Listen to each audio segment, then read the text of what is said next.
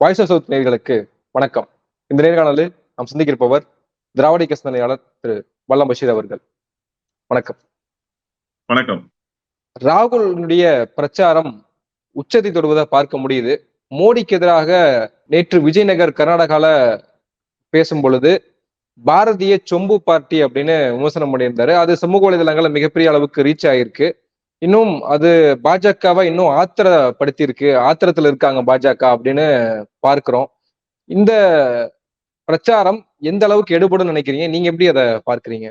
ஒரு புறத்திலே மோடியினுடைய பிரச்சாரம் பொய்யும் புரட்டுமாக போய் கொண்டிருக்கிற நேரத்தில் அந்த பொய்களை எல்லாம் அம்பலப்படுத்துகிற இடத்தில் இருந்தாலுமே கூட பாரதிய ஜனதா கட்சியை தேர்தலில் எப்படி அணுக வேண்டும் என்கிற யுக்தியை முழுமையாக கையில் எடுத்து பாரதிய ஜனதா கட்சிக்கு இடது கையால் தன்னுடைய வலிமையை உணர்த்தி கொண்டே வருகிறார் ராகுல் காந்தி என்றுதான் நான் புரிந்து கொள்கிறேன். வலது கையால் உணர்த்தினால் அவர்களுக்கு ஏதோ முக்கியத்துவம் இருப்பதாக பாரதிய ஜனதா கட்சி கருதிவிடக் கூடும் என்கிற காரணத்தால் தன்னுடைய இடது கையாலேயே பாரதிய ஜனதா கட்சியை கையாளுகிற ஒரு யுக்தியோடு அவர் களத்தில் இருக்கிறார் என்பதற்குத்தான் இந்த பேச்சுக்கள் பிரச்சாரங்கள் எல்லாம் வாய்ப்பாக அமைந்திருக்கிறது.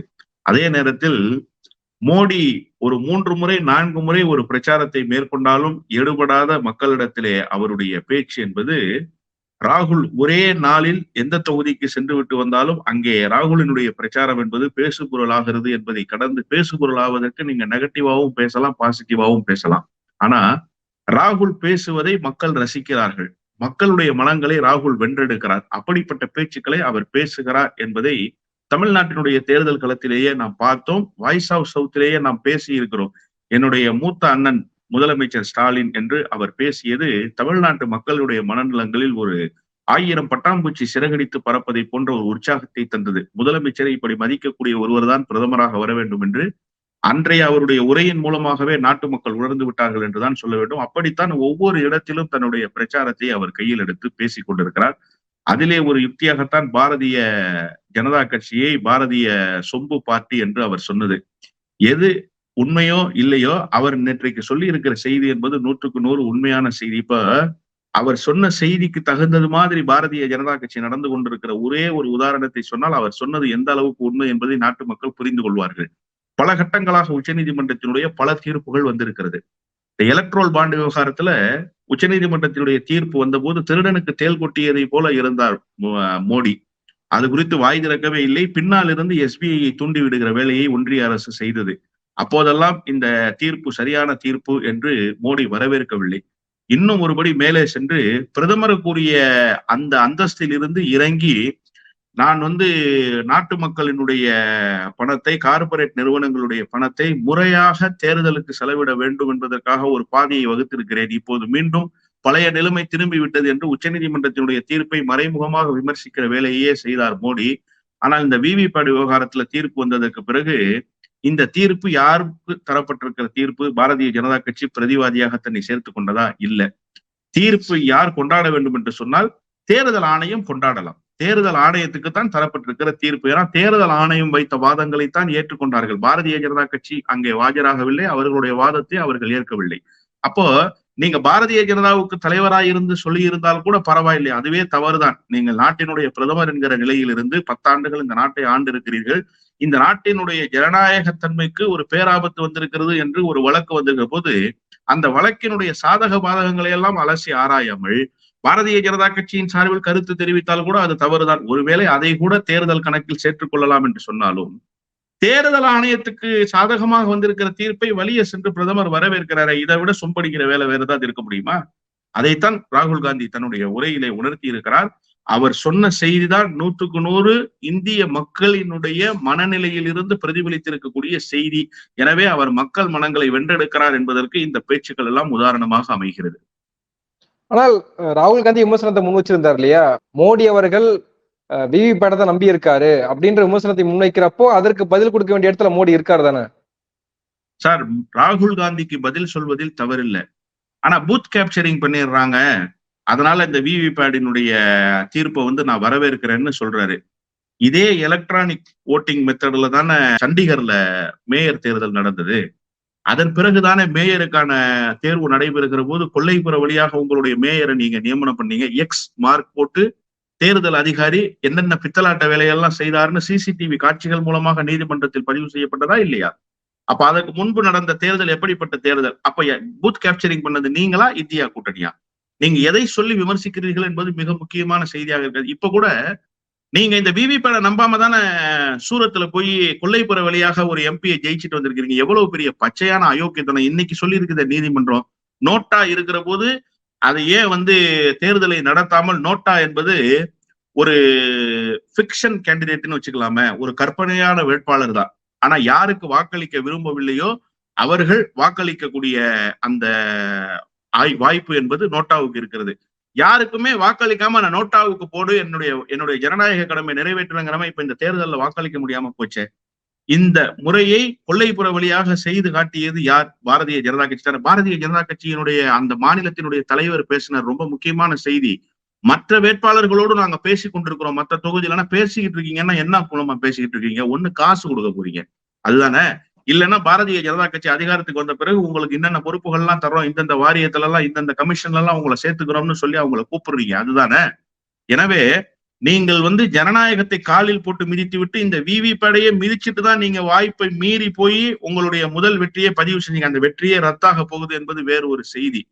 நீங்க ஒரே ஒரு உதாரணம் சார், 2001 சட்டமன்ற தேர்தல்ல இதே மாதிரிதான் கேண்டிடேட்டினுடைய வேட்புமனு நிராகரிக்கப்பட்டது. யாருக்கு தெரியுமா நிராகரிக்கப்பட்டது? ஜெயலலிதாவுக்கு நிராகரிக்கப்பட்டது. புவனகிரி தொகுதியில அந்த அம்மா போட்டிட்டாங்க. மாற்று வேட்பாளருடைய மனுவும் நிராகரிக்கப்பட்டது. 2 பேருடைய மனுவும் நிராகரிக்கப்பட்டதற்கு பிறகு அதிமுக சார்பில் அங்க கேண்டிடேட்டே கிடையாது. அதுக்குள்ள சின்னம் எல்லாம் ஒதுக்கிட்டாங்க. 2001 தேர்தலில் அந்த அம்மையார் புவனகிரி தொகுதியில யாருக்கு தெரியுமா வாக்கு கேட்டாங்க? அருள்னு ஒரு சுயேட்சை கேண்டிடேட்டுக்கு வாக்கு கேட்டாங்க. அந்த சுயேட்சை கேண்டிடேட் ஜெயிச்சிட்டாரு. அது ரொம்ப முக்கியம். அப்போ இப்படிப்பட்ட வாய்ப்புகள் எல்லாம் இருக்கிற போது காங்கிரஸ் கட்சியினுடைய வேட்பாளருடைய மனு நிராகரிக்கப்பட்டது. அண்ணாமலையுடைய மனு கூட தான் நிராகரிக்கத்தக்க மனுவாக இருந்தது. அவர் அபிடவிட்டியே வேற டாக்குமெண்ட்ல போட்டு கொடுத்துட்டாரு சார். அதன் பிறகுதானே மாத்துனாங்க. இப்ப அண்ணாமலை ஜெயிச்சுட்டாருன்னா இந்த பிரச்சனை நீதிமன்றத்துக்கு அண்ணாமலை ஜெயிக்க போறது இல்லை, அது வேற செய்தி. எனவே நீதிமன்றத்துக்கு வேலை இல்லாமல் போய்விட்டது. நானு 2006 தேர்தலில் இருந்து தேர்தலில் வேட்பாளருக்கு முதன்மை முகவராக இருந்து பணியாற்றி இருக்கக்கூடிய வாய்ப்பை பெற்றிருக்கிறேன். அப்ப நாமினேஷன்ல ஏதாவது மிஸ்டேக் இருந்ததுன்னா ரிட்டர்னிங் ஆபீசர்ஸ் என்ன பண்ணுவாங்கன்னா, அந்த கேண்டிடேட்டினுடைய ஃபர்ஸ்ட் ஏஜென்ட் இருக்கிறாங்கல்ல, தலைமை முகவர் இருக்காருல்ல, அவர்கிட்ட சொல்லுவாங்க இந்த மாதிரி மிஸ்டேக் இருக்கு, இப்ப நீங்க திருத்தி இதை கொடுத்துடலாம், இந்த மாதிரி நடந்திருக்குன்னு சொன்னோம்னா உடனே கேண்டிடேட்டுக்கு தகவல் சொன்னா அந்த மாதிரி மாத்தி கொடுப்பாங்க. திருவோணம் தொகுதியில 2006 தங்கமுத்து அதிமுக சார்புல போட்டியிட்டாரு. அப்ப அந்த ரிட்டர்னிங் ஆபீசருக்கு முன்னாடி ஆஜரான 3 பேர்ல நானும் ஒருத்தன். அவருக்கு ஒரு சின்ன மிஸ்டேக் இருந்தது. ஒரு 0வை தவறாக போட்டுட்டாங்க. அது லட்சத்துல காட்ட வேண்டிய கணக்கு ஒரு புறத்துல கோடியில காட்டப்பட்டிருந்தது. அதனால அந்த மிஸ்டேக் இருக்குன்னு திருத்தி கொடுக்க சொன்னாங்க. உடனே கேண்டிடேட்டை கூப்பிட்டு சொன்னோன்னா கேண்டிடேட் திருத்தி போட்டு அந்த அபிடவிட்டை கொடுத்துருக்காங்க. இந்த மாதிரி எல்லாம் தேர்தல் காலங்களில் நடந்திருக்கு. அதனாலதான் நான் 2001 தேர்தலை கோடிட்டு காட்டி சொன்னேன். இப்ப எந்த வகையில நீங்க சூரத்துல தேர்தலே இல்லாம பண்ணி அவர் வெற்றி பெற்றாருன்னு அறிவிச்சீங்க? நோட்டாவுக்கு வாய்ப்பு கொடுக்கல. சுயேட்சைகளை நேரடியாக போய் பேசி நாங்க பகுஜன் சமாஜ் வேட்பாளர் உட்பட எல்லா வேட்பாளரையும் சமாதானம் பண்றோம். இதை விட ஒரு அயோக்கியத்தனம் இருக்க முடியுமா? அப்ப விவிபேட நம்பாம தானே நீங்க இந்த வேலையை செஞ்சீங்க. அதையும் தாண்டி ஒரு வேலையை செஞ்சிருக்கிறீங்க. இப்ப இதுதான் பூத் கேப்சரிங் உடைய மாடல். இதுதான் பூத் கேப்சரிங் பண்றதுக்கான அடிப்படை. பூத் கேப்சர் பண்ணியாவது ஓட்டு போட்டுருவான் சார். ஆனா நீங்க கேண்டிடேட் கேப்சரிங்ல பண்றீங்க, எலெக்ஷனையே கேப்சர் பண்றீங்களே, நீங்க ரிசல்ட்டையே கேப்சர் பண்றீங்களே. அப்படிப்பட்ட ஒரு நிலைமையை உருவாக்கி முன்மாதிரிகளை உருவாக்கி விட்டு பூத் கேப்சரிங் பத்தி நீங்க பேசுறதும், விவிபேட் குறித்து ராகுல் எழுப்பிய சந்தேகம் இப்போதும் உயிர்ப்போடு இருக்கிறதானா? இப்ப என்ன தெரியுமா நிலைமை? ராகுல் இப்போது கொஞ்சம் அமைதியாகி விட்டார். காரணம், மக்கள் மீது நம்பிக்கை கொண்டு விட்டார். இவர்கள் மக்கள் மீது நம்பிக்கை இழந்து விட்டார்கள். குமாரசாமியோட ஸ்டேட்மெண்ட் ரொம்ப முக்கியம். தேர்தல் முறையாக நடைபெறவில்லை என்கிற கூக்குரலை நேற்று எழுப்பி இருக்கிறார் குமாரசாமி. இப்ப பாரதிய ஜனதா கட்சியினுடைய தரப்பு தேர்தல் நியாயமா நடக்கலன்னு சொல்ல ஆரம்பிச்சாங்க. நம்ம அண்ணாமலை என்ன பண்ணார் பார்த்தோம்ல, 1 லட்சம் பேருடைய ஓட்டை காணும்னு ஓட்டு போட்ட மையோட போராட்டத்துல ஈடுபடுறாங்க. ஓட்டை பெங்களூர் சவுத்லயும் பாஜகவினர் ஒழுங்கா வாக்கு செலுத்தல. 80% இருக்கக்கூடிய பாஜகவினர் 20% கூட வாக்கு செலுத்தல. ஆனால் 20% இருக்கக்கூடிய காங்கிரஸ்காரர்கள் 80% வாக்கு செலுத்துறாங்க அப்படின்னு பெங்களூர் சவுத்தினுடைய வேட்பாளர், பாஜக வேட்பாளர் தேஜஸ்வி சூர்யா அவருடைய குற்றச்சாட்டு முன் வச்சிருக்காரு. சார், இப்ப அண்ணாமலை விவகாரத்தை அதுக்குத்தான் நான் சொன்னேன். 1 லட்சம் பேர் வாக்களிக்கவில்லைன்னு சொன்னார்ல, அதுக்காக ஒரு போராட்டத்தை அறிவிச்சாங்கல்ல. என் ஓட்டு எங்கே அப்படின்னு அந்த பதாகையை கையில பிடிச்சிருந்தாங்கல்ல, அந்த பதாகையை கையில பிடிச்சிருக்கிற ஒரு கையில மை இருக்கு. என் ஓட்டு எங்கேன்னு கேட்கிறவர் ஓட்டை போட்டுட்டு என் ஓட்டு, உன் ஓட்டு எங்க இருக்குன்னா அந்த பேலட் பாக்ஸ்ல இருக்கு. உன் ஓட்டு எங்க இருக்குன்னா அந்த விவிபேட்ல இருக்கு, என் ஓட்டு எங்கன்னு நீங்க கேக்குறீங்க. அப்ப இதே மெத்தடு தானே இப்ப நீங்க கேட்டிருக்கிற கேள்வியும். இன்னொன்னு, இந்த லாஜிக்கே எனக்கு புரிய மாட்டேங்குது. 20% இருக்கிற காங்கிரஸ்காரர்கள் 80% வந்து ஓட்டு போடுறாங்கன்னா, காங்கிரஸ்கான 20% அவன் புள்ள 20%, அவன் மனைவி 20%, அவங்க அம்மா அப்பா 20%, கணக்கு பண்ணி பார்த்தா 80% ஆயிடுச்சு இல்ல. உன்னை நம்பி உன் வீட்டுல இருக்கிறவனே ஓட்டு போடல. அப்படித்தான் இந்த வாதத்தை நான் எடுத்துக்கிறேன். பாரதிய ஜனதா கட்சிக்காரனை நம்பி பாரதிய ஜனதா கட்சியில் இருப்பவர்களுடைய வீட்டில் இருப்பவர்கள் கூட ஓட்டு போடுவதற்கு தயாராக இல்லாத நிலைமை பாரதிய ஜனதா கட்சிக்கு வந்து விட்டது என்று நான் புரிந்து கொள்கிறேன். அதனால உங்களுக்கு சாதகமான வாக்குப்பதிவு அங்க இல்ல. இப்ப கூட பாத்தீங்கன்னா கர்நாடகாவுல அவர்களுக்கான வாய்ப்பு என்பது கிஞ்சித்தும் இல்லை என்கிற முடிவுக்கு வந்து விட்டார்கள் முதல் கட்டத்திலேயே. அதற்காகத்தான் 2ஆம் கட்டத்துக்கு முன்னாடி ஏதாவது ஒரு மேஜிக் பண்ணணும். இப்ப என்ன பண்ணிருக்காங்க, அவசர கதியில நிவாரண நிதியை ஒதுக்கி இருக்கிறார்கள். ஏன் இவ்வளவு நாள் நீங்க செய்யல? சித்தராமையா தமிழ்நாடு முதலமைச்சருடைய பாணியில் நானும் நீதிமன்றத்துக்கு போவேன்னு சொன்னாரா இல்லையா? டெல்லியில போராட்டத்தை அறிவிச்சாரா இல்லையா? அதெல்லாம் நம்ம பார்த்தோமா இல்லையா கடந்த காலத்துல? அப்போதெல்லாம் செவி சாய்க்காத ஒன்றிய அரசு இப்போது செவி சாய்த்திருக்கிறது என்று சொன்னால் என்ன அர்த்தம்? இப்ப நடந்து முடிந்திருக்கிற வாக்குப்பதிவில் இவர்களுக்கு சாதகமான சூழல் இல்லை என்பதை இவர்கள் உணர்ந்து கொண்டிருக்கிறார்கள். இன்னும் ஒருபடி மேலே சென்று கர்நாடகத்தில் வெற்றி வாய்ப்பு என்பதே இவர்களுக்கு இல்லை என்பதை உணர்ந்து கொண்ட காரணத்தால் தான் மக்களிடத்திலே ஏதாவது பேச வேண்டும், ஏதாவது சொல்ல வேண்டும். நாங்கள் சொன்ன நிதி வந்து சேர்ந்திருக்கிறது என்பதையாவது அவர்களுக்கு நம்பிக்கையாக தர வேண்டும். அப்படி தந்தால் மட்டும்தான் பாரதிய ஜனதா கட்சிக்கு ஏதாவது சொற்பமான வாக்காவது கிடைக்கும் என்கிற காரணத்தால். சார், தமிழ்நாட்டுல கேட்டோமா இல்லையா? நம்ம தமிழ்நாட்டுல நிதித்துறை அமைச்சராக இருக்கிறாங்க தங்கம் தென்னரசு கடிதம் எழுதினாரா இல்லையா? விலாவரியான அறிக்கையை கொடுத்தோமா இல்லையா? நம்முடைய பிரதிநிதிகள் போய் பிரதமரையே நேர்ல சந்திச்சு வலியுறுத்தினாங்களா இல்லையா? முதலமைச்சர் சந்தித்து பேசினாரா இல்லையா? ஆனா நீங்க ஏன் இதுவரைக்கும் தமிழ்நாட்டினுடைய நிதியை நீங்க ரிலீஸ் பண்ணாம இருக்கீங்க? எவ்வளவு ஒதுக்கி இருக்கிறீங்க? தமிழ்நாட்டுல கொடுக்கப்பட்டிருக்கிற நிவாரண நிதி எவ்வளவு? வீடு ஒவ்வொரு ரேஷன் கார்டு உள்ளவருக்கும் 6000 ரூபாய் போய் கொடுத்துட்டோம் சார். இதுவரைக்கும் கொடுக்காத இடம் என்று ஒரு ரேஷன் அட்டைதாரரையாவது நீங்கள் காட்ட முடியுமா தமிழ்நாட்டுல? அந்த அளவுக்கு நிவாரணம் செய்து முடிச்சிட்டோம். இதுல ஒரு கேள்வி இருக்குல்ல, இப்ப ராகுல் காந்தி நேற்று இரவு விஜயநகர்ல பாரதிய சொம்பு பார்ட்டி, நீங்க வந்து பாரதிய ஜனதா கட்சிக்கு ஓட்டு போட்டீங்கன்னா சொம்பு தான் கிடைக்கும்னு பேசுறாரு. அடுத்த நாள் என்டிஆர்எஃப் நிதி ஒதுக்கப்படுது அப்படின்னா அது தேர்தலுக்கான யுக்தி தான் அப்படின்னு மக்கள் புரிஞ்சுக்க மாட்டாங்களா? அது வந்து அப்படி கூட யோசிக்காம இருக்குமா பாஜகன்ற ஒரு கேள்வி இருக்குல்ல சார். உண்மையிலேயே பாஜக ஒரு தடுமாற்றமான நிலையில இருக்கு சார். பிரதமருடைய பேச்சு என்பது அதைத்தான் உணர்த்துது. நான் என்ன கேட்கிறேன், ஒரே ஒரு செய்தி, பாஜக எந்த அளவுக்கு தடுமாற்றத்துல இருக்குங்கிறதுக்கு நான் ஒரு செய்தியை சொல்றேன். அவர் என்ன சொன்னாரு, மோடி சொத்து வரியை நியமிக்க போறாங்க, உங்களுடைய சொத்துக்கெல்லாம் வரி போட போறாங்க. இந்த சொத்துக்கு இதுக்கு முன்னாடி இருந்த வரியை, பரம்பரை வரியை ரத்து பண்ணவர் தன்னுடைய சொத்தை கேப்சர் பண்ணிக்கிறதுக்காக வரி செலுத்தாம கொள்ளைப்புற வழியாக அந்த சொத்துக்களை அடைந்து கொண்டவர் ராஜீவ்காந்தி. ராஜீவ்காந்தி தான் கேன்சல் பண்ணாரு. இப்ப அதே ராஜீவ்காந்தியினுடைய காங்கிரஸ் தான், ராகுலினுடைய தலைமையில் இருக்கிற காங்கிரஸ் தான் உங்களுக்கு சொத்து வரி போட்டு உங்களுடைய சொத்துக்களை எல்லாம் அவங்க கைப்பற்றிக்க போறாங்கன்னு பேசுறேன். நான் என்ன கேட்கிறேன், நீங்க ஏழை தாயின் மகன் தானே இத்தனை நாள் சொன்னீங்க. இப்ப எனக்கு கவலை இல்லை சார், சொத்து வரி போட்டா எனக்கு சொத்து இல்லை, எனக்கு 1 ரூபா கூட சொத்து இல்லை, நான் அதனால கவலைப்படல. பணம் இருப்பவர்கள், பூர்வீக சொத்து வைத்திருப்பவர்கள் சொத்து வரி செலுத்தட்டுமே, அதன் மூலமாக நலத்திட்டங்கள் நாட்டுக்கு கிடைக்கட்டுமே. நான் சொல்றேன்ல, ஏன் மோடி பதட்டப்படுறாரு? ஏன் கார்பரேட் நிறுவனத்தினுடைய ரெப்ரசன்டேஷன் மாதிரி பதறாரு மோடி? இன்னொன்னு, மோடி சொல்ற செய்தியில கொஞ்சமாவது உண்மை இருக்கா? இந்திரா காந்தி அம்மையார் இறந்து போய் அதன் பிறகு ராஜீவ்காந்தி தேர்தலை சந்தித்து பிரதமரானார். இந்திரா காந்தி அம்மையார் இறந்து போவதற்கு முன்பாகவே ராஜீவ்காந்தியினுடைய அண்ணன் வந்து தவறிட்டாரு ஒரு விபத்துல. அது 4 ஆண்டுக்கு முன்பு. அதன் பிறகு 3 ஆண்டுகள் கழித்து தான் இந்திரா காந்தி அம்மையார் இறந்து போறாங்க. 84 என்னுடைய நினைவு சரியா இருக்கும்னா. இவர் அதிகாரத்துக்கு வந்தது 85. அதுக்கு முன்பே அந்த அம்மையார் 83லயே உயிர் எழுதி வச்சுட்டாங்க சார் ராஜீவ்காந்திக்கு. தன்னுடைய சொத்துக்கள் எல்லாம் ராஜீவ்காந்திக்கு போய் சேரணும்னு சொல்லி அந்த அம்மையார் உயிர் எழுதிட்டாங்க.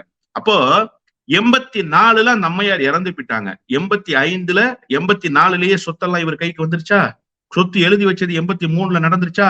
85ல தான் இவர் வராரு. அதுல ரொம்ப முக்கியமா ராஜீவ்காந்தி அந்த அறிவிப்பை வெளியிடுகிற போது அவர் என்ன சொல்லி அறிவிப்பை வெளியிட்டார்னா, இந்த தேதியிலிருந்து இனிமேல் மாற்றிக்கொள்ளப்படுகிற பரம்பரை சொத்துக்களுக்கு வரி கிடையாது. இதற்கு முன்பு மாற்றி இருந்தால் அந்த சொத்துக்களுக்கு வரி உண்டு. அப்ப 84ல இந்திரா காந்தி அம்மையார் இறந்து போறாங்க. அப்ப அவர் சொத்துக்கு வரி கட்டி தானே அந்த சொத்தை மாத்திக்கிட்டாரு.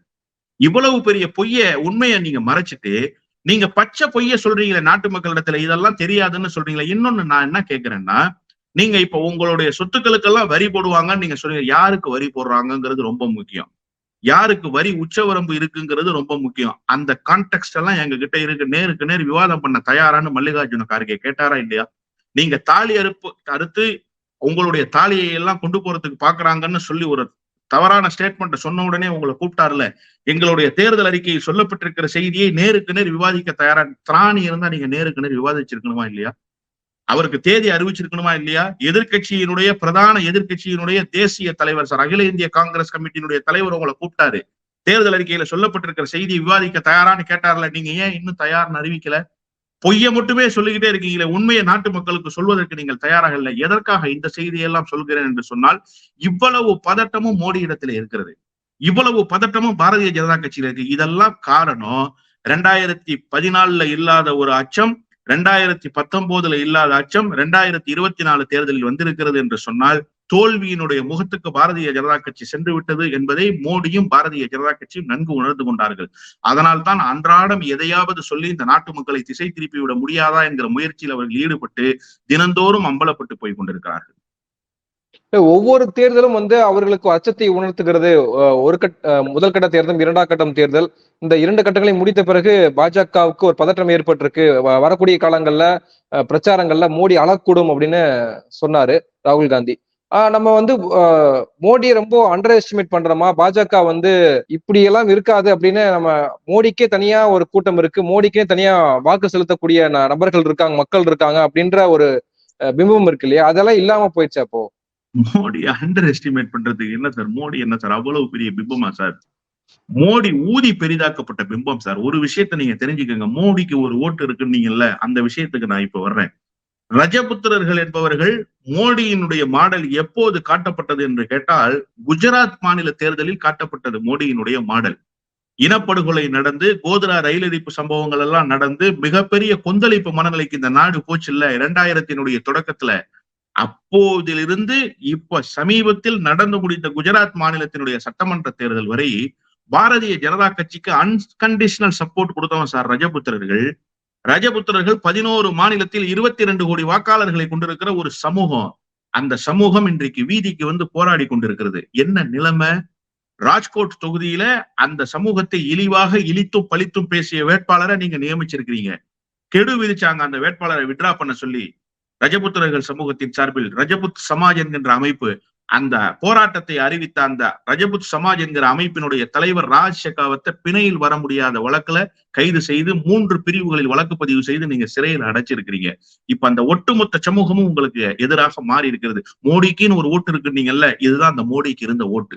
இந்த ஓட்டு மோடிக்கு எதிராக இப்போது மாறி போயிருக்கிறது. இன்னொன்று நீங்க நல்லா புரிஞ்சுக்கணும், மோடி எப்போதெல்லாம் வெற்றி பெற்றார் என்று சொன்னால், எதிர்நிலையில் இருக்கிற வாக்குகள் சிதறுண்ட போது வெற்றி பெற்றார். எதிர்கட்சிகளில் வரிசையில் இருக்கக்கூடிய வாக்குகள் எல்லாம் கன்சாலிடேட்டட் ஓட் பேங்காக மாறாத பொழுது அவர் அந்த வெற்றியை தக்க வைத்துக் கொண்டார். இப்போ வாக்குகள் எல்லாம் ஒருமுகப்படுத்தப்பட்டுருச்சு. கன்சாலிடேட்டட் ஓட் பேங்க் இந்தியா கூட்டணிக்கு இப்ப உருவாகி போயிடுச்சு. போன முறை என்ன நிலைமை? குஜராத்ல 20,000 ஓட்டு 30,000 ஓட்டுல காங்கிரஸ் தோல்வியை தழுவியது. அங்கெல்லாம் 50,000 வாக்குகள் 80,000 வாக்குகள் ஆம் ஆத்மி கட்சி பெற்றது. ஆனா இப்ப நிலைமை என்ன? குஜராத்ல சீட் ஷேரிங் ரொம்ப சுமூகமா இந்தியா கூட்டணிக்கு முடிஞ்சிருக்கு. அந்த 80,000 வாக்குகள் இப்போது அரவிந்த் கெஜ்ரிவாலினுடைய கைதுக்கு பிறகு 1 லட்சம் வாக்குகளாக உருமாறி இருக்கிறது. அந்த வாக்குகள் எல்லாம் இப்போது இந்தியா கூட்டணிக்கு கிடைக்கிற வேளையில் பாரதிய ஜனதா கட்சி கடந்த முறை வெற்றி பெற்ற இடங்களில் இந்த முறை 80,000 வாக்குகள் வித்தியாசத்தில் 60,000 வாக்குகள் வித்தியாசத்தில் படுதோல்வியை தழுவ போகிற நிலைமையை இப்ப களத்துல இருந்து நம்ம புரிஞ்சுக்கிறோமா இல்லையா? இதெல்லாம் தான் மோடியினுடைய பதட்டத்துக்கு மிக முக்கியமான காரணம். மோடிக்கென்று எந்த பிம்பமும் கிடையாது, அவர் ஊதி பெரிதாக்கப்பட்ட பிம்பம். அதனால் தான் இவ்வளவு பதட்டம் அடைய. சார் ஒண்ணு வேணாம் சார், 2 தேர்தல் 2014 மன்மோகன் சிங் இவ்வளவு சபலப்பட்டாரா? இவ்வளவு சங்கூஜப்பட்டாரா? இவ்வளவு அம்பலப்பட்டு போனாரா? காங்கிரஸ் கட்சிக்கு ஏதாவது ஒரு தடுமாற்றம் இருந்ததா? ப. சிதம்பரம் இடத்திலேயாவது ஏதாவது ஒரு தடுமாற்றம் இருந்ததா? யாரிடத்திலும் எந்த தடுமாற்றமும் இல்லை. ஆனா அந்த காங்கிரஸ் கட்சியினுடைய ஆட்சி மீது ஆன்டி இன்கம்பன்சி அவ்வளவு அதிகமாக ஃபார்ம் ஆயிருந்தது இந்தியா முழுமைக்கும். அப்போது கூட அவர்கள் எல்லாம் தடுமாறவில்லை. காரணம், காங்கிரஸ் கட்சி இண்டிவிஜுவல் செல்வாக்குல இருந்துச்சு, காங்கிரஸ் கட்சிக்கு இண்டிவிஜுவல் ஃபேஸ் இருந்துச்சு, காங்கிரஸ் கட்சி இண்டிவிஜுவல் ரைசிங் பவர்ல இருந்தது. ஆனா இப்ப பாரதிய ஜனதா கட்சிக்கு நிலைமை அது அல்ல. நீங்கள் கலவர நோக்கில் பேசி கலவரத்தை உருவாக்குவதாக சொல்லி மத சிறுபான்மையினரை இழிவுபடுத்தி மத சிறுபான்மையினரை அச்சுறுத்தி இனப்பெரும்பான்மையினராக இருக்கக்கூடியவர்களை ஒருங்கிணைத்து தான் நீங்க வெற்றி பெறுகிற ஃபார்முலாவை கையில எடுத்திருக்கிறீங்க. அந்த வேலையை காங்கிரஸ் கட்சி கடந்த காலத்துல செய்யல, அது உங்களுக்கு சக்சஸ் ஆச்சு. ஆனா இப்ப என்ன நிலைமை? நீங்க முஸ்லீம்கள் குறித்து அவதூறு கருத்து பேசணும்னா ஒட்டுமொத்த இந்தியாவும் உங்களுக்கு எதிராக திரும்பிடுச்சு. உங்களுக்கு வாக்களிக்கிற மனநிலையில் இருந்த இந்துக்கள் கூட உங்களுக்கு எதிராக பேசுகிற நிலைமை உருவாகி போயிடுச்சு.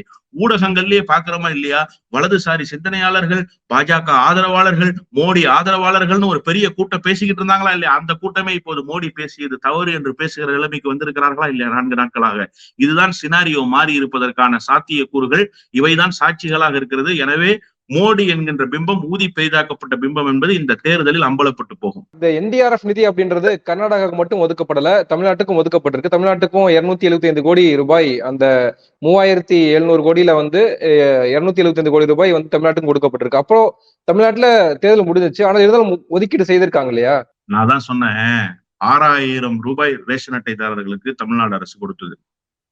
சென்னையில் மட்டும் கொடுக்கப்பட்ட தொகை எவ்வளவு? ஒண்ணு வேணாம் சார், ரொம்ப சொற்பமா எடுத்துக்குவோம். வலசரவாக்கம் வடபழனியில கொடுத்த தொகை இருக்குல்ல, அந்த தொகைக்கு ஈடாகாது நீங்க கொடுத்திருக்கிற தொகை. அப்படிப்பட்ட தொகையை நீங்க கொடுத்துட்டு தமிழ்நாட்டுக்கும் கொடுத்துட்டோம்னு இப்ப தம்பட்ட அடிக்க போறீங்க. இப்ப அண்ணாமலை போன்றவர்கள் இதை பேச போறாங்க, தமிழ்நாட்டுக்கும் நாங்க கொடுத்துட்டோம்னு. கடந்த காலத்துல நீங்க என்ன பேசுனீங்க? நிதியமைச்சர் நீங்கள் நிதியை ஒதுக்கவில்லை, மாநில தொகுப்பில் இருந்து தான் தந்திருக்கிறீர்கள். நேஷனல் டிசாஸ்டர் ஃபண்டுன்னு ஒண்ணு இருக்கு, அதுல இருந்து 1 ரூபா கூட கொடுக்கல. நீங்க சொன்ன புள்ளி விவர கணக்குகளை எல்லாம் அம்பலப்படுத்தி தமிழ்நாட்டிலிருந்து அண்ணன் தங்கம் தென்னரசு அவர்கள் பேசினாரா இல்லையா? அப்ப நம்ம நிர்மலா சீதாராமன் என்ன சொன்னுச்சு? சென்டிமீட்டர்ல மழைய சொல்லி மில்லி மீட்டர்ல பெய்யும்னு நாங்க முன்னாடியே சொன்னோம்னுச்சு. மில்லி மீட்டரை விட சென்டிமீட்டர் பெருசு சார். நீங்க மில்லி மீட்டர்ல சொன்ன அளவை விட சென்டிமீட்டர்ல அதிகமான மழை பெஞ்சிருந்தது. அதெல்லாம் நீங்க பொய் கணக்கு சொன்னீங்க. இன்னொன்னு, நீங்க சொன்ன நிதியே 2 லட்சமும் 2 லட்சமும் 6 லட்சம்னு கணக்கு சொன்னீங்க. நினைவு இருக்கா நிர்மலா சீதாராமன் அம்மையார் சொன்னது? 2 லட்சமும் 2 லட்சமும் 4 லட்சம், இந்த அம்மா 6 லட்சம்னு சொன்னாங்க. அடுத்து என்ன சொன்னாங்க? நாங்க என்ன ஏடிஎம்மான்னு கேட்டாங்க. ஏன் நாங்க ஜிஎஸ்டி கட்டுறதுக்கு நாங்க ஏடிஎம்மா? உங்களுக்கு எங்களோட ஜிஎஸ்டி தொகுப்பை கூட நீங்க கொடுக்காம மறுத்து வச்சிருந்தீங்களே. பிடிஆர் இருந்த போது சண்டமாருதம் செய்துதானே அந்த நிதியை நீங்க தந்தீங்க. அப்பெல்லாம் நீங்க கொடுத்துட்டீங்களா? இன்னொன்னு, பேய்மலை பெருவெள்ளம் வந்து எவ்வளவு நாள் சார் ஆச்சு? அதற்கு பிறகு திருச்சிக்கு வந்தாரா? விமான நிலைய விரிவாக்க பணிகளை துவக்கி வைப்பதற்கு வந்தாரா? விமான நிலைய பணிகள் நிறைவு பெற்றதற்கு பிறகு திறந்து வைக்க வந்தாரா விரிவாக்க விமான நிலையத்தை? திருச்சியிலிருந்து எவ்வளவு நேரம் தூத்துக்குடிக்கு? 15 நிமிஷத்துல போக முடியாதா ஹெலிகாப்டர்ல? போய் பாத்தீங்களா? நீங்க அங்க இருக்கிறவர்களுக்கு ஆறுதல் சொன்னீங்களா? விமானத்திலிருந்து ஏரியல் வியூலையாவது பார்த்துட்டு போனீங்களா சார் அங்க ஏற்பட்ட பாதிப்பை? அதற்கு கூட வருவதற்கு வக்கற்ற தெம்பற்ற ஒரு பிரதமராக மோடி இருந்தார். இவ்வளவு நீங்க செய்து முடிச்சுட்டு 256 கோடி. அதனாலதான் நான் சொன்னேன், வலசரவாக்கத்திலையும் வடபழனியிலையும் ரேஷன் அட்டைதாரர்களுக்கு நிவாரண தொகை கொடுத்திருக்கிறோம்ல, அந்த தொகைக்கு ஈடான தொகையை கூட ஒன்றிய அரசு தரல. இதுதான் ஒன்றிய அரசினுடைய பித்தலாட்ட வேலை. நன்றி. பல விஷயங்களை உணர்வுபூர்வமா பேசியிருக்கீங்க. உங்க நேரத்துக்கு மிக்க நன்றி. நன்றி.